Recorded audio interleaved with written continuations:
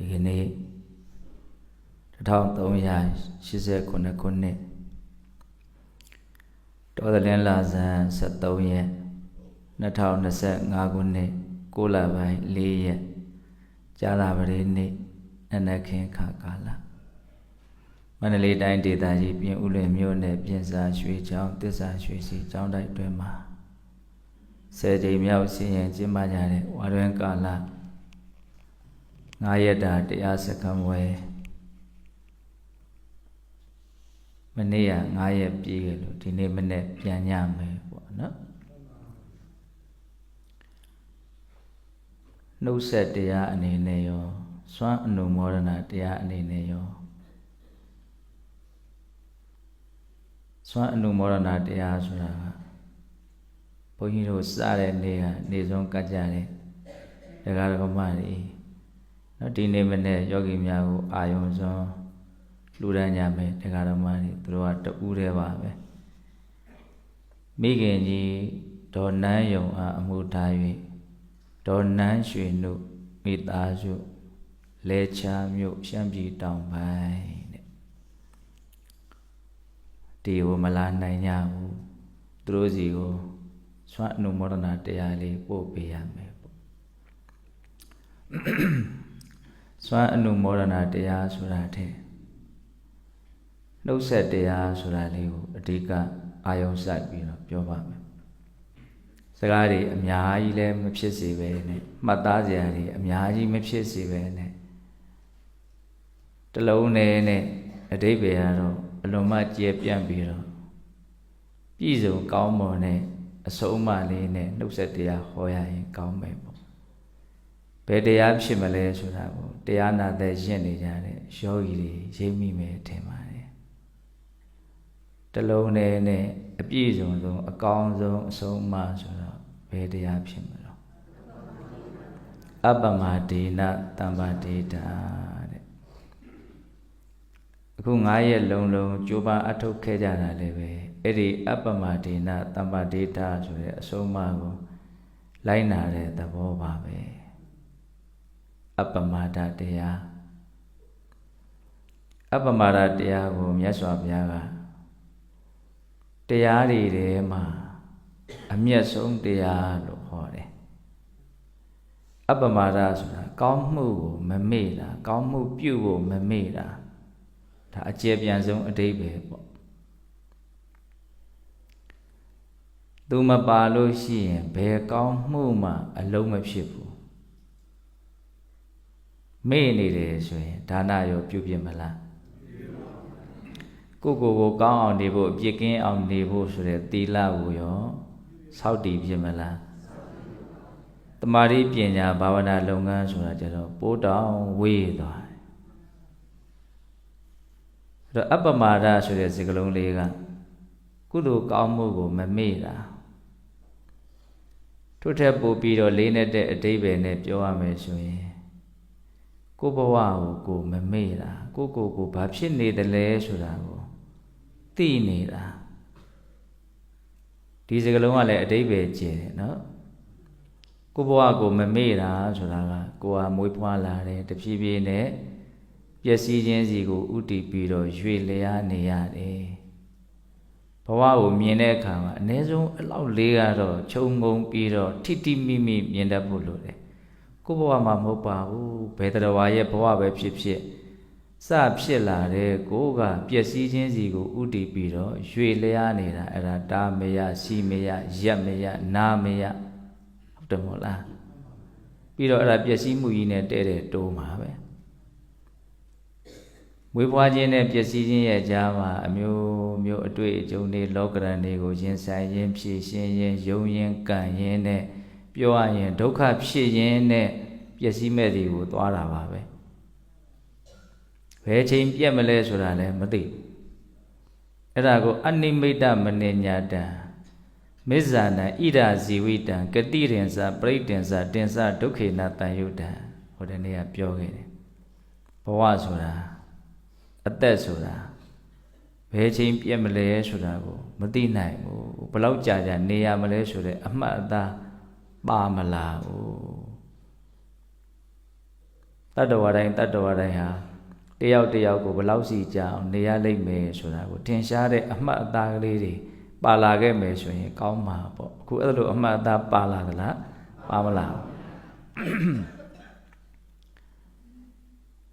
အဲ့လိုနဲ့ဘဝဟာ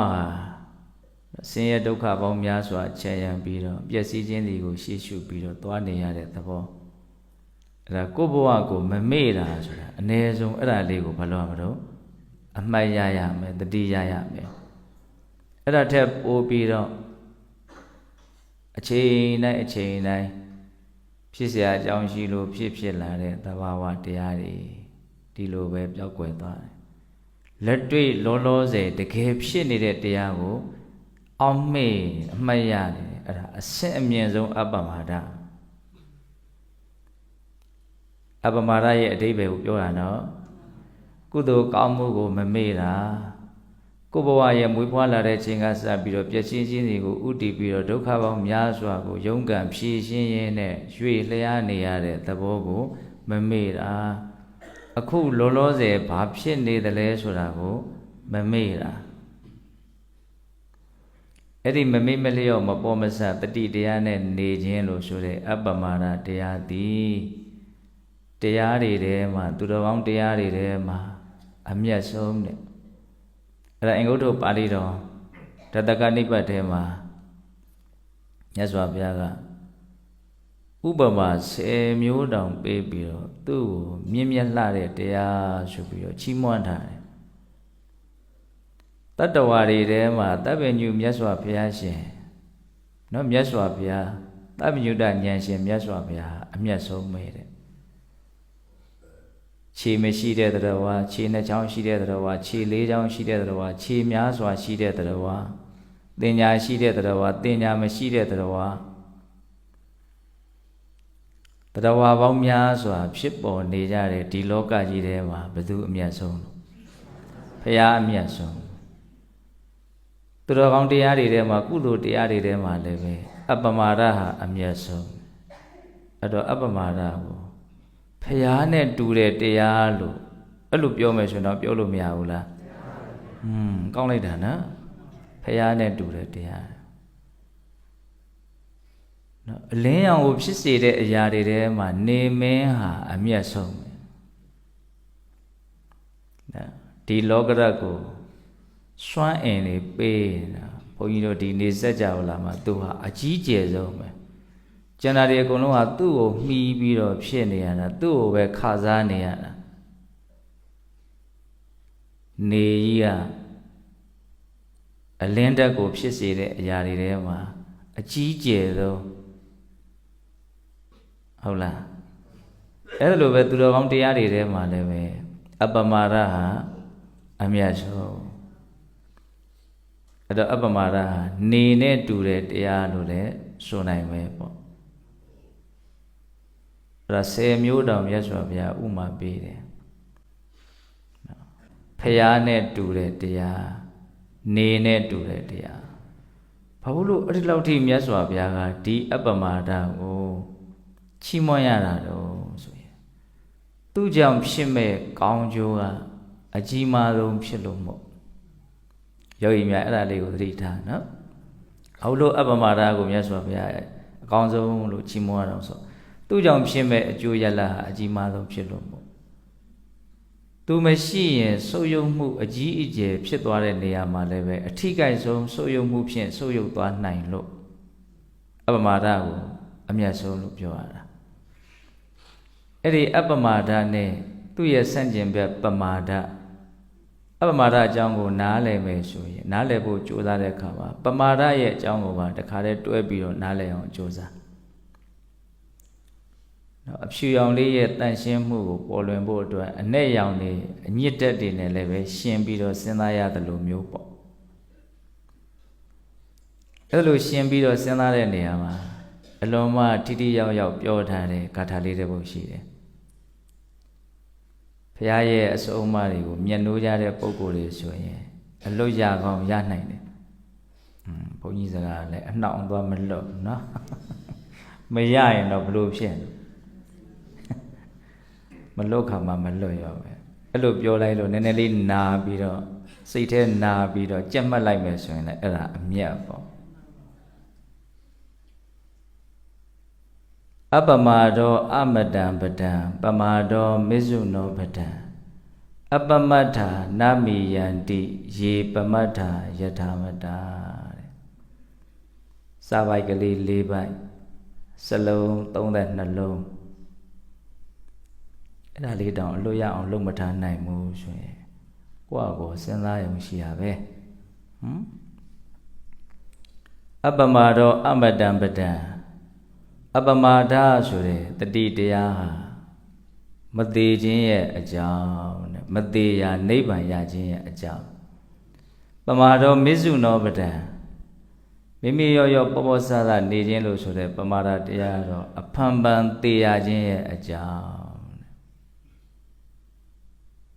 တတိနဲ့နေရင်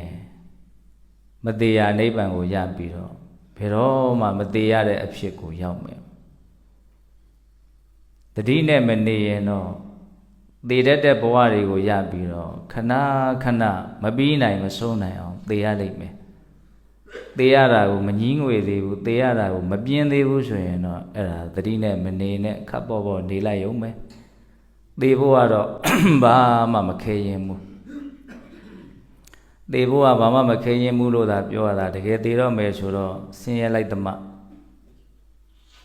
တည်တဲ့ဘဝတွေကိုရဖို့အတွက်ဘာမှဘုံဘုံတို့လုံးလကြိုးကုပ်တတိတတန်အားထုတ်เสีย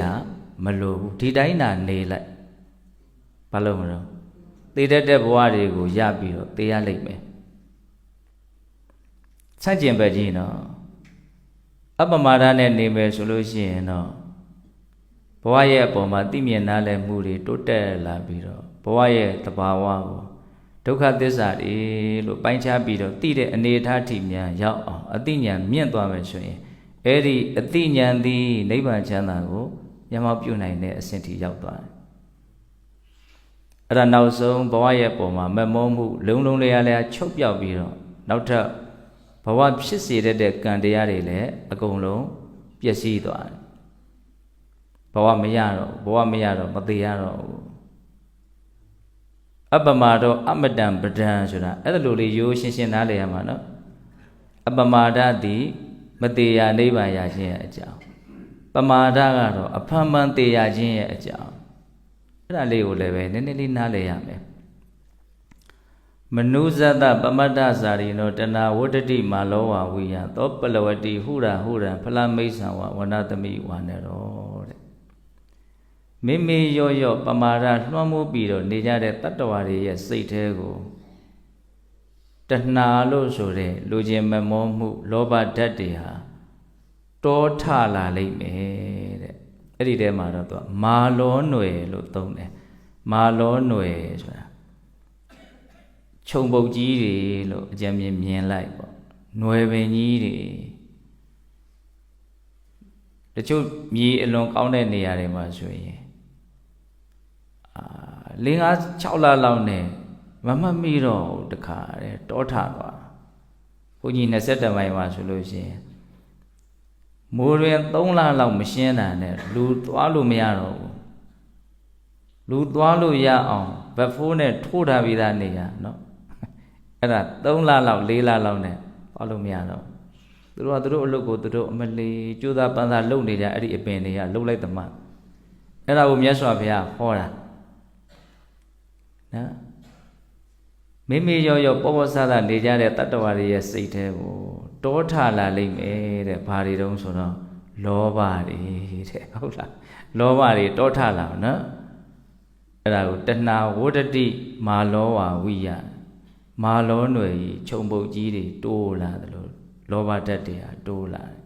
ဟိုရဲ့ပုံမှာမမောဒါရဲ့ပုံမှာမမောရစ်ပန်းနှောင်ဖွဲ့ပြီးတော့အဲ့ဒါရှုပ်တော့မှသူကမိမိရောပေါ်ပေါ်ဆဆနေကြတဲ့တရားတွေရဲ့စိတ်ထဲကိုလောဘဓာတ်တွေဟာတောထလာလိမ့်မယ်တဲ့အဲ့ဒါဆိုရင်ဘာဆက်ဖြစ်မှာတော့သောပလဝတိဟုရဖလမိတ်ဆံဝဝနတမိဝါနေတော့တောထဲမှာတကိုင်းကနေတကိုင်းကူးနေတဲ့မြောက်တကောင်တပင်ကနေတပင်ကူးနေတဲ့မြောက်တကောင်ဘာလို့ကူးနေတာတော့ဆိုတော့တစ်သီးလို့ သူဒါရမှအသက်ရှင်ရမှာ哦တတိတိဟူသောအကြောင်းကြောင့်တကိုင်းကနေတကိုင်းတပင်ကနေတပင်ကူးပြီးတော့တခါတဲ့အငြိမ်မနေရပဲနဲ့အမြဲတမ်းလှုပ်ခတ်နေတဲ့မြောက်တကောင်လို့တဲ့ဒီဘဝနဲ့ဟိုဘဝနဲ့ဒီဘဝဆိုလိုတာကဒီလိုဘဝမျိုးကနေဟိုလိုဘဝမျိုးရောက်သွားတယ်ဟိုလိုဘဝမျိုးကနေတခါဒီလိုဘဝမျိုးလည်းပြန်ဖြစ်ခြင်းလည်းဖြစ်မယ်ဖြစ်ခြင်းလည်းလို့ဖြစ်မယ်အဲ့ဒါကိုသောပလဝတိဟူတာဟိုနာကနေဒီနာကနေဟိုနာအဲ့ဒါအမြဲသွားနေရမှာသေပြီးတဲ့နောက်မှာဘဝတစ်မျိုးစီတစ်မျိုးဖြစ်သွားတဲ့အနေအထားကိုမြင်တတ်ဖို့လိုသလိုမသေးခင်မှာလည်းပဲဒီနာနဲ့ဟိုနာရောက်ဟိုနာနဲ့ဒီနာရောက်ဘယ်သူမောင်းနှင်လို့ပြေးနေရတာလို့ရွေ့နေရတာလို့မေးရင်အများစုကလောဘမောင်းနှင်တာကိုခံရရင်းနဲ့ရွေ့နေတာအဲ့လိုလေးခံစားကြည့်ဘလောက်ကောင်းတော့နော်အဲ့ဒါလိုဘဝတွေတစ်မျိုးပြီးတစ်မျိုးမရိုးအောင်ရနေမယ်ဆိုရင်ရတိုင်းတော့ဘဝမှာဘာဖြစ်ချင်းနဲ့ပဲအဆုံးသတ်မှာတော့သိချင်းနဲ့ပဲအဆုံးသတ်မှာဒါကြောင့်မို့လို့ပမာတော်မေစုနောပဒံမိရောနေကြတဲ့တရားဝါတွေဟာအဖန်မှန်သိရလိမ့်မယ်အဲ့ဒါဘုန်းကြီးကဒီဒေသနာလေးကိုကြည်ပြီးတော့စိတ်ထဲမှာဘယ်လိုလေးခံစားမိတုံးဘယ်လိုလေးနားလည်မိတုံးဆိုတော့လောကမှာအလောက်ကတူရာစုလိုက်မယ်ဆိုရင်သိပ်မများပါဘူးလို့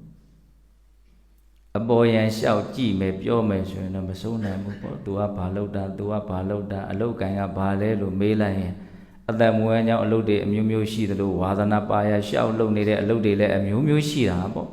အပြီးနိုင်မှုမဆုံးနိုင်မှုလုပ်နေတာပဲတွေးရင်းနဲ့လှုပ်တယ်ပြောရင်းနဲ့လှုပ်တယ်ကိုယ်ဒီလည်းရောက်လှုပ်ရှားရင်းနဲ့လှုပ်တယ်ကာယကံဝစီကံမနောကံကံသုံးပါးအမူအရာနဲ့တတ္တဝါတွေဟာအငြိမ်းကိုမနေဘဲနဲ့မလုပ်နေတော့လုံနေကြတယ်အဲ့ဒီအလုပ်တွေကလည်းပဲအတ္တမူဝမ်းကြောင်းမှုကိုအခြေခံပြီးတော့ဖြစ်ပေါ်တဲ့အလုပ်တွေအမျိုးမျိုးဝါသနာအလျောက်လုပ်နေတဲ့အလုပ်တွေအမျိုးမျိုးဆုံးနိုင်မှုဒါပေမဲ့အလုပ်တွေကိုတူရာစုလိုက်မယ်ဆိုရင်တော့နှစ်မျိုးပဲလို့အဲ့ဒါကဘာလဲဆိုတော့ဒုက္ခဖြစ်အောင်လုပ်တဲ့အလုပ်ရယ်ဒုက္ခချုပ်အောင်လုပ်တဲ့အလုပ်ရယ်မှတ်စမ်းပါဗျာအားရတော့အဲ့ဒါဒုက္ခဖြစ်အောင်လုပ်တဲ့အလုပ်ရယ်ဒုက္ခချုပ်အောင်လုပ်တဲ့အလုပ်ရယ်ဘယ်အလုပ်လုပ်ခြင်းဟုတ်တာပေါ့ဒုက္ခဆိုမှတော့ချုပ်သွားမှကောင်းပါလေဒုက္ခကြီးဆက်ဖြစ်နေဘာလို့အောင်နော်အဲ့ဒါဘာကိုပြောတာတုံးဆိုတော့မိရောပေါ်ဆားနေတဲ့လူတွေကအဲ့ဒါဒုက္ခဖြစ်အောင်လုပ်နေတာဟောဆို तू ကမိရောနေလို့ရှိရင်လောဘကနေတဆင်ဘဝရမယ်လို့ပြောထားတာလေခုဒီကာထာလေးကဟုတ်တယ်မဟုတ်လားဘဝရပြီဆိုရင်တော့မင်းရှင်းတော့မင်းအရှုပ်ကြီးတစ်ခုရပြီကိုင်းမသေးမချင်းထိုင်ပြီးတော့ရှင်းလေရှင်းပြီးတော့မပြီးခင်သေမှာလားပြီးမှသေမှာလားမပြီးခင်ကိုသေမှာနော်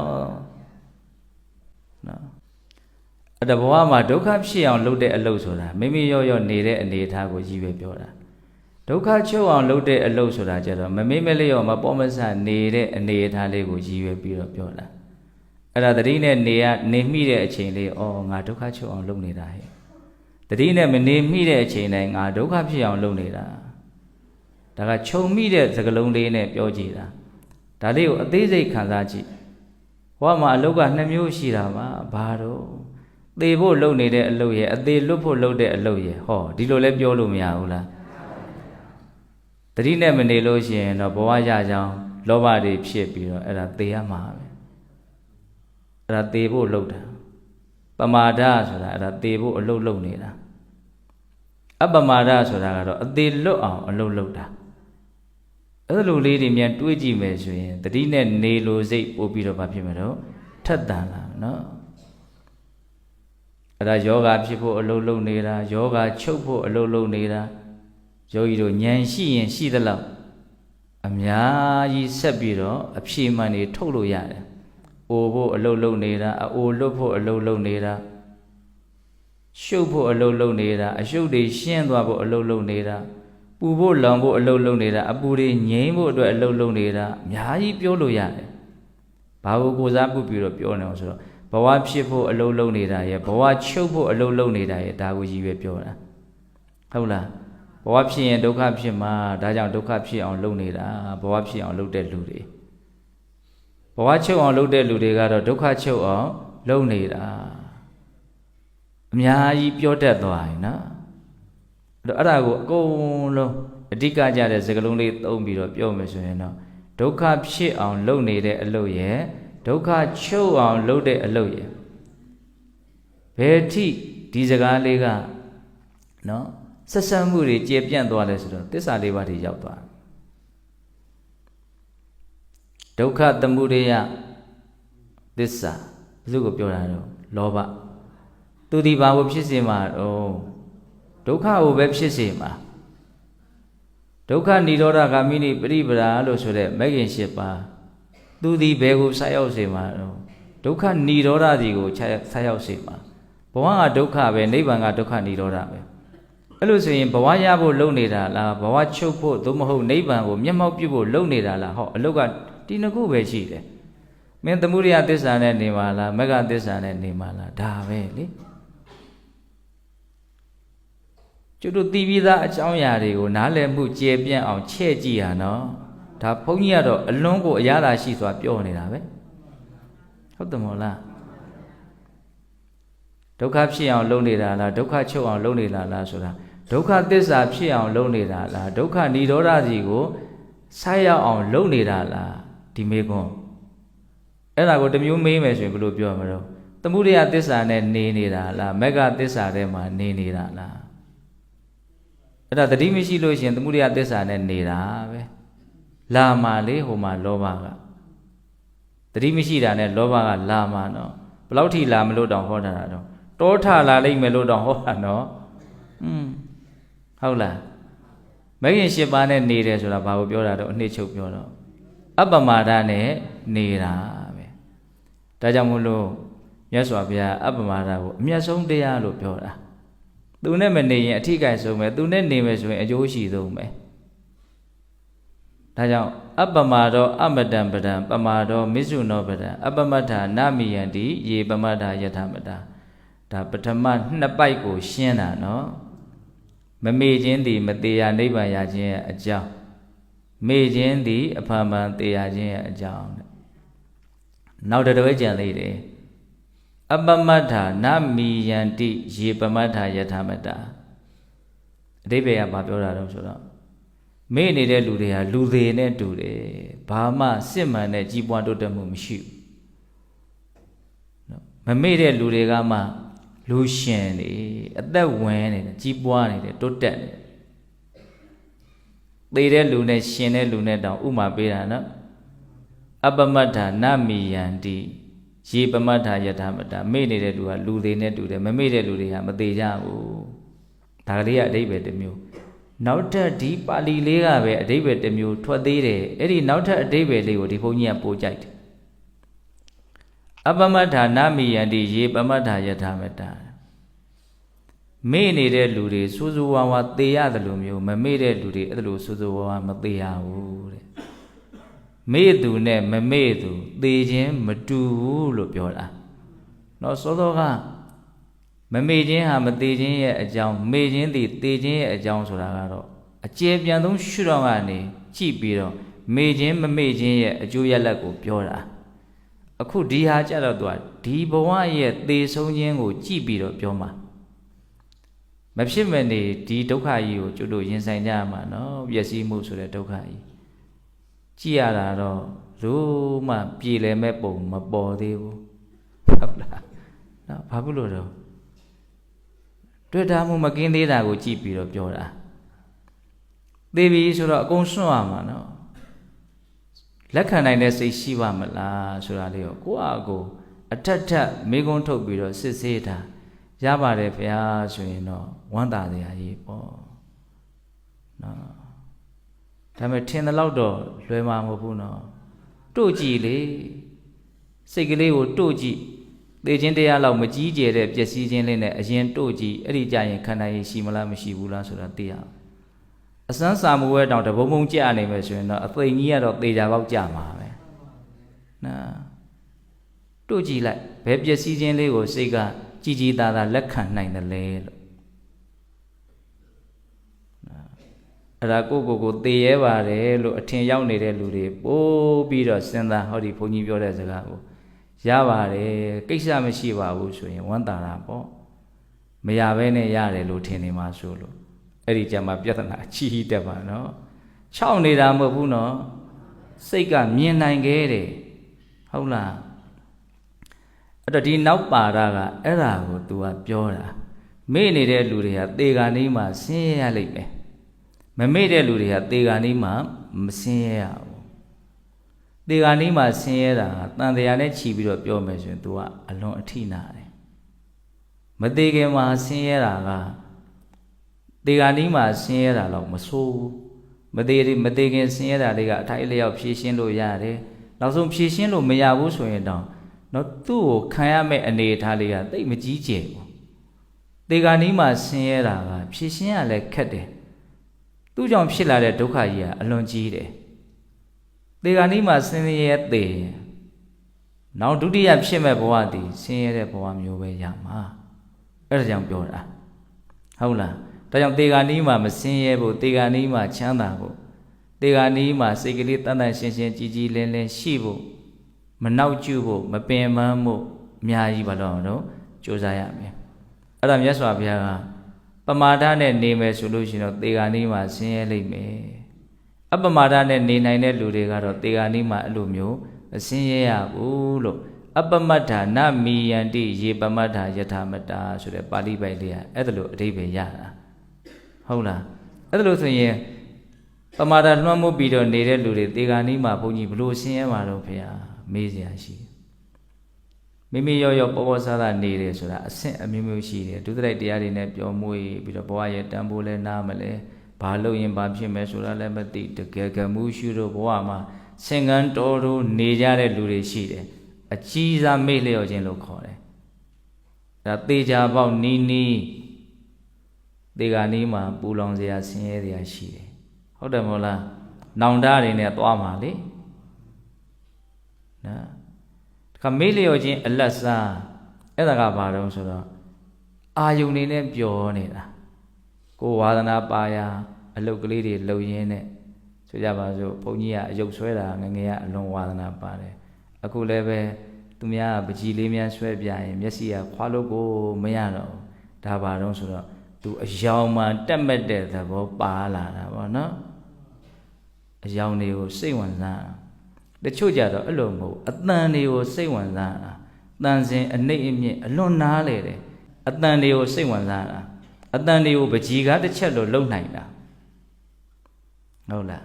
ဒီလူဘယ်မှာဆွဲလာတော့အတန်မှာဆွဲလာတာအဲ့ဒါနဲ့နေရရင်တော့အချိန်ကုန်မှမသိကုန်လို့ဒါပေမဲ့အများစုကတော့ကိုယ်တိုင်မဖန်တီးနိုင်တော့လည်းပဲအဲ့ဒါတွေကိုခံစားတဲ့နေရာမှာတော့တိတ်ပြီးတော့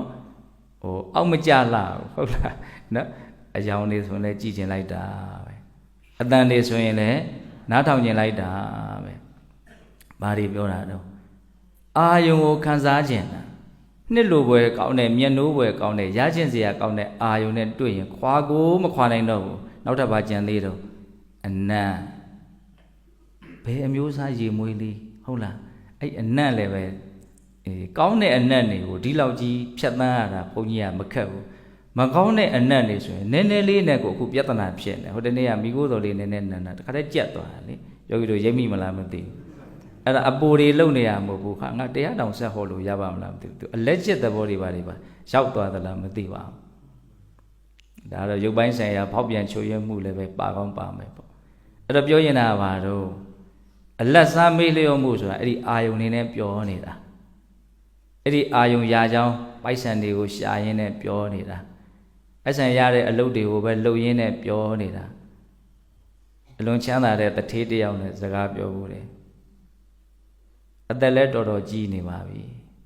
ဒါပေမဲ့ပတ်စံရှာတဲ့အလုပ်ကိုမရက်ဘူး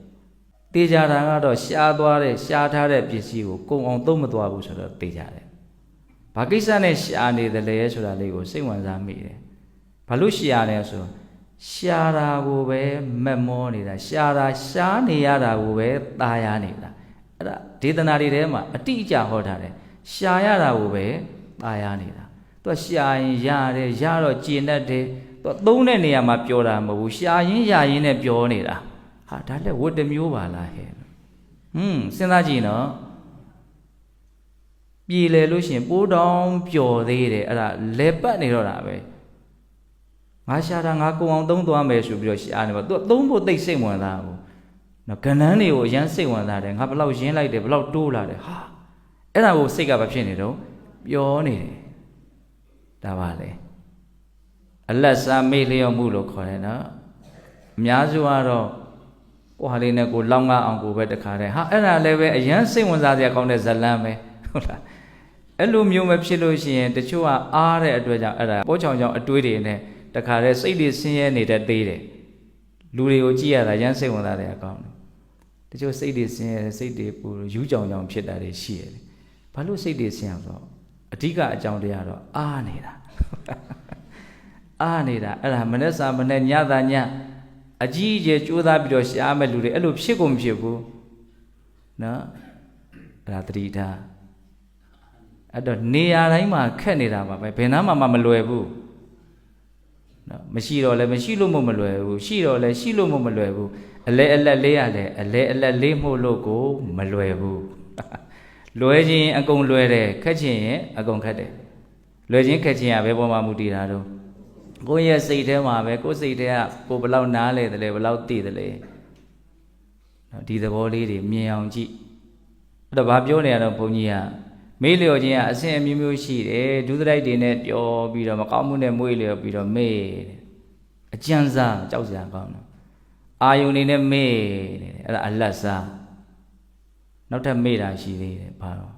တရားအထုတ်ပါဟဲ့ဆိုရင်ဒီအာယုံမောစိတ်ကမနေဘူးဘေးပဲပြေးနေဟုတ်လားနော်တရားကိုအမြဲတမ်းဆင်ဆက်မပြတ်ဟုတ်လားရှင်းနောက်ဆက်သွားအောင်မလုံနိုင်ဘူးကြားထဲမှာဖောက်ပြီးတော့တခါတည်းသွားတယ်အဲ့ဒီအချိန်ကဘာလုံနေတဲ့အချိန်တော့မေ့နေတဲ့အချိန်နဲ့အနုစားမေ့လျော့ခြင်းပေါ့ဆွဆွမြဲကိုမလုံနိုင်အဲ့ဒီစာမွေးကတော့လူတိုင်းကြားရနော်ဟုတ်တယ်မို့လားနော်အကျဉ်းစားမေ့လျော့ခြင်းကြီးကြောလာတယ်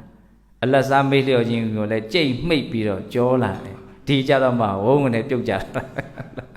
နော်စဉ်းစားကြည့်နော်ဟာဒီပြောနေရတော့ဘုန်းကြီးကမေမေရောနေတဲ့လူတွေအသေးဆိုးလိုက်မယ်ဆိုတာကိုပြောတာအဲ့ဒါဘယ်နည်းနဲ့ဆိုးမလို့အကျဉ်းသားမေ့လျော့ရင်အကျဉ်းသားကိုဆိုးလိုက်မယ်အလတ်စားမေ့လျော့မယ်ဆိုလို့ရှိရင်တော့ဘဝပေါ်မှာတာယာမှုတွေ့တာမှုကအားကြီးတယ်အားကြီးတဲ့အခါကျတော့ကိုတွေ့တာထားတဲ့အရာကိုမမောထားတဲ့အရာပြတ်တော့မယ်ဆိုရင်ဘယ်လိုခံစားရမလဲဆိုတာအဖြေမှန်ကိုသိဖို့အတွက်အဖြေထုတ်ရတာမခဲရင်ပါဘူးကိုမမောတဲ့အရာပြတ်မယ်ဆိုရင်ဘယ်လိုနေမလို့ဆင်းရဲမှာပေါ့နော်ဒါရိုးရိုးလေးပဲဒါသဘာဝပဲတကယ်တမ်းကဒေဝဒဟသုတ်တံမှာအဲ့ဒီတိုင်းဟောတာနော်မြတ်စွာဘုရားရဲ့ဝါဒဟာဘာလဲလောဘပယ်ရှားရေးဘာဖြစ်လို့လောဘကိုပယ်ရှားခိုင်းတာတော့လောဘမှာဘာအပြစ်ရှိလို့တော့ဟာအပြစ်ရှိတာပေါ့လောဘမကင်းတဲ့လူ तू လောဘဖြစ်နေတဲ့အရာပြက်ပြီဆိုရင် तू အဲ့ဒါဒလိမ့်ခောက်ခွေအဲ့ဒါအကြီးအကျယ် तू ပင်ပန်းရလိမ့်မယ်ဆင်းရဲရလိမ့်မယ်အဲ့တိုင်မြတ်စွာဘုရားဟောတာဟုတ်လားအဲ့တော့မိမိရောနေတဲ့လူတွေအသေးဆိုးလိမ့်မယ်ဆိုတာဘာမှနားမလည်စရာမရှိဘူးဆန့်ကျင်ဘက်အဖြစ်မမေ့မလျော့မပေါ်မဆနေမယ်ဆိုရင်တော့အဲ့ဒီအကျိုးရလတ်ဆိုတွေထွက်เสียအကြောင်းမရှိဘူးနော်ဒုစရိုက်ကင်းတဲ့အတွက်ကြောင့်ဘာနောင်တမှမရှိဘူးဘဝရဲ့အကြောင်းကိုနားလည်မှုတွေများလာတာနဲ့မမောမှုကလည်းမဖြစ်သွားမှာတော့ရော့သွားမယ်အဲ့လိုဆိုရင်ပျက်စီးတဲ့အချိန်မှာအများကြီးလက်ခံနိုင်နော်အဲ့တော့ဒီဂါထာလေးကတကယ်ကိုမှပြည့်စုံတဲ့နော်အမြဲတမ်းဒါလေးကိုအကျေဖြန့်ပြီးတော့စဉ်းစားတဲ့နဲ့ဆင်ញင်တဲ့ဒေသနာလေးနော်မဆုံးနိုင်ဘူးနော်ဘုရားကဘုန်းကြီးတရားတဲ့ခဏထည့်ပြောတဲ့စကားလေးတစ်ခွန်းသဘောကျလို့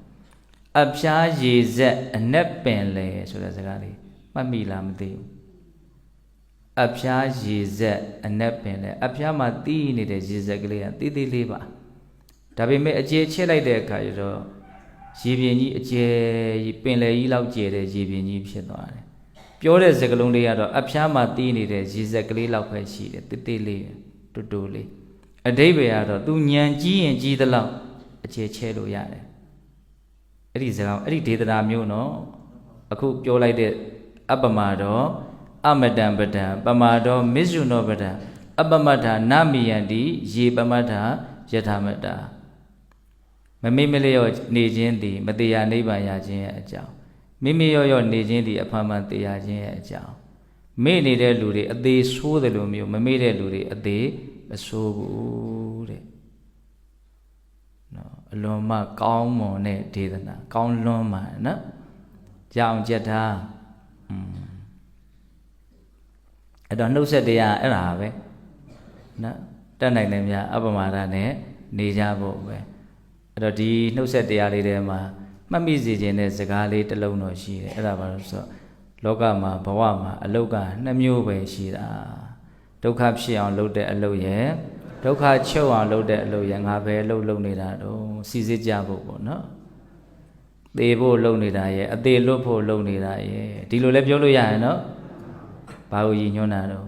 ပမာဒနဲ့နေတာရဲ့အပမာဒနဲ့နေတာရဲ့ဒါကိုပြောတာအကျိုးရလဒ်ကိုကြည့်ပြောတာပေါ့နော်ဒါကြောင့်ဒုက္ခဖြစ်အောင်လုပ်နေတဲ့အလုပ်တွေကိုလျှော့နိုင်ကြတယ်ဒုက္ခချုပ်အောင်လုပ်တဲ့အလုပ်ကိုနော်ပို့ပြီးတော့တိုးတက်အောင်များပြားအောင်ပြည့်စုံအောင်ကြိုးပမ်းအထောက်နိုင်ကြတယ်သူတော်ကောင်းတွေဖြစ်ကြပါစေလို့ဘုန်းကြီးတို့ဆန္ဒပြုပြီးတော့နော်9ရက်တာပြုလုပ်အထောက်ခဲ့ကြရတဲ့ကုသိုလ်ကောင်းမှုအစွတ်စွတ်ရဲ့စွမ်းတတ္တိကြောင့်ဖရာတပည့်တော်တို့ဒီမဲ့ညာဘုညာမျက်နှိပ်ပံကိုလင်မြန်ထုတ်ချောက်မျက်မှောက်ပြုပရစေကုန်သောဟုပတ္တနာအောင်စုပြုကြကုန်ရာတည်း